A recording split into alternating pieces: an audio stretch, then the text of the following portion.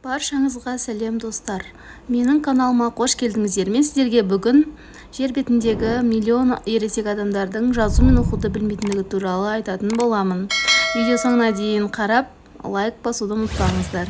Жер бетіндегі сауатты адамдардың саны соңғы 20 жылда өсуін бәсеңдеткен. Қазіргі күні бұл көрсеткіш 84%-ды құрайды.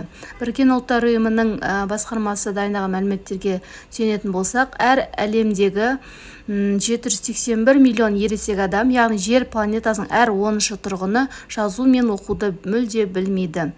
Екінші дүниежүзілік соғыстан кейін сауатсыздықты жою үшін үлкен неше түрлі жоспарлар қарқынмен жүрген болатын, алайда зерттеушілердің қазіргі күні өсімнің бәсеңдегенін айтады.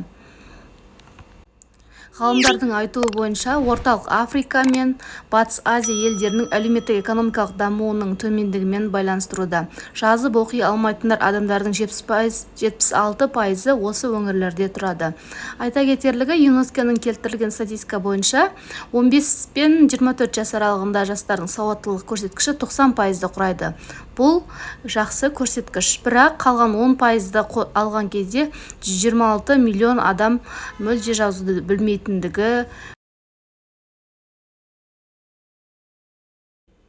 Соңғы 50 жылда қол жеткізілген өркениетті жетістіктерге қарамастан, жер шары тұрғындарының сауатсыздық деңгейі төмен күйінде қалып отыр. ЮНЕСКО-ның мәліметтеріне қарағанда 750 миллион адам оқуды жазуды мүлдем білмейді, соның 3-тен 2-сі әйелдер. Сауат ашпаған адамдардың 45%-ы Қара Африкада, Сахара шөлінің оңтүстікке қарай пайызында тұрады. Статистика бойынша бізде оңтүстік Азия тұрғындарының сауаттылық деңгейі өте қатты төмендеп кеткен, 64%-дан 81%-ға дейін көтерілген. Егер бұл видео сіздерге ұнаған болса, менің каналыма тіркеліп, лайк басуды ұмытпаңыз. Келесі кездескенше.